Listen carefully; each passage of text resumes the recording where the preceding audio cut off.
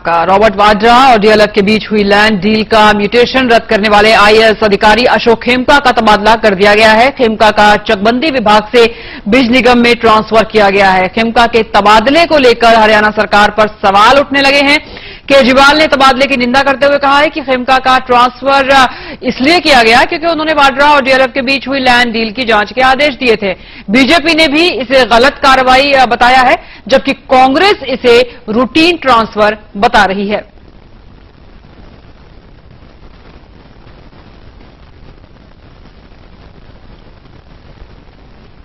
देखिए, मैं किसी के मन की बात नहीं जानता। क्यों किया, ये आप सरकारी उन अधिकारी से पूछिए जिन्होंने तबादला किया, वो बता पाएंगे कि क्यों किया तबादला। मैंने सिर्फ इतना मुख्य सचिव से निवेदन किया, अपने एक लिखित रिप्रेजेंटेशन जो 12 तारीख को चिट्ठी दी, क्योंकि ट्रांसफर मुझे 11 तारीख की रात 10 बजे घर पे दिए गए, तो 12 तारीख को अगले दिन मैंने मुख्य सचिव महोदय को चिट्ठी भेजी कि मुझे आप सुनिए और मेरी 80 दिन में तबादला हुआ है और कानूनी तौर से मुझे 2 साल का टेन्योर एश्योर्ड है। मुझे ही नहीं, हर अफसर को जो आईएएस काडर में है उसको 2 साल का टेन्योर एश्योर्ड है। तो कम से कम अगर आप 2 साल से पहले तबादला करते हैं तो कुछ कारण तो बता दें जिससे हम आगे उनको सुधार ला सकें। तबादला जो है वो सरकार का कार्य है, तबादला को पनिशमेंट नहीं होती। नंबर 2, जो उसने बात कही है, मैंने चीफ सेक्रेटरी को वो उसकी जांच वो उनको दिखाएंगे। अगर किसी, जहां तक हरियाणा सरकार का सवाल है, किसी को अंडी फेवर नहीं दिया, ट्रांसपेरेंट सिस्टम उठाया, तो किसी अफसर ने कोई कोताही की है उसके खिलाफ लेंगे। क्या खेमका ने मिसस्टेटमेंट ऑफ फैक्ट्स किया है तो वो कार्रवाई उचित कार्रवाई। पूरा प्रकरण जो सामने आया है जमीन का, इसके बारे में निष्पक्ष जांच हो। अब मैंने सुना कि हरियाणा के मुख्यमंत्री हुड्डा ने कहा है कि अधिकारी के आरोपों की जांच होगी। मैं समझना चाहूंगा जांच किसकी होगी, क्योंकि जहां तक सरकारी कामकाज का और कांग्रेस के सरकार के कामकाज का मुझे अनुभव है, वो अधिकारी ने पब्लिक जाकर जो स्टेटमेंट दिया उसकी जांच करेंगे। अधिकारी ने जो कार्रवाई की उस पर अमल नहीं करेंगे।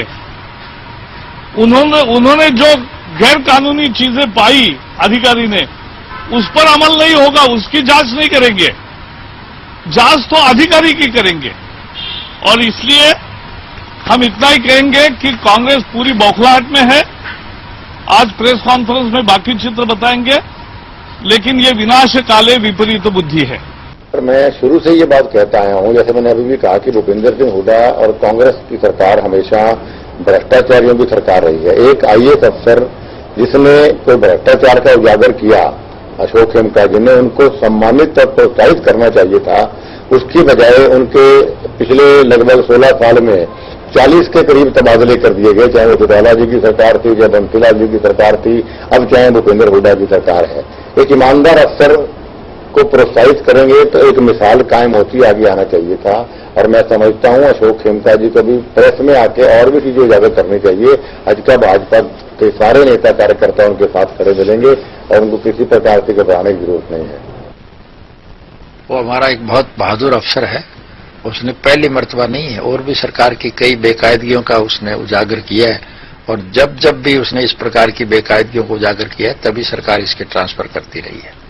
और आपको क्या लगता है, क्यों इस तरीके से एक काम करने वाले सीनियर अफसर का इस तरीके से उनके कार्यकाल में 40 बार ट्रांसफर कर देना कितना जायज? हरियाणा प्रदेश में प्रशासन ठप हो चुका है। लुटेरों का एक गिरोह है जो प्रदेश को लूट के खा रहा है। इनके पास सिवाय ट्रांसफर के और कोई पावर नहीं रही है। अधिकारी इनकी बात को मानते नहीं है, इसलिए वो सजा देने के तौर पर उनको ट्रांसफर करते हैं।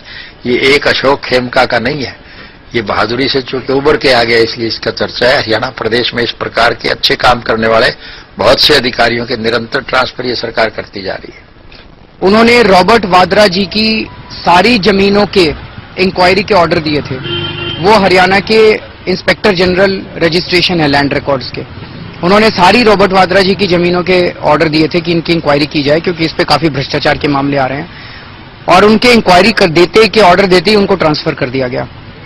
उनकी नजर में एक डील आई जो डीएलएफ और रॉबर्ट वाड्रा जी के बीच में हुई थी, जो गैर कानूनी थी। उन्होंने उस डील को कैंसिल करने के ऑर्डर दिए, और जिस दिन उन्होंने कैंसिल करने के ऑर्डर दिए और सारी जमीनों के इंक्वायरी के ऑर्डर दिए, अगले दिन उनको ट्रांसफर कर दिया गया। मैं हरियाणा के मुख्यमंत्री जी से जानना चाहता हूं कि क्या हरियाणा के अंदर आईएएस अफसरों की ट्रांसफर को लेके कोई पॉलिसी है कि नहीं है, कि कितने महीने में, इनको 3 महीने में ट्रांसफर कर दिया है।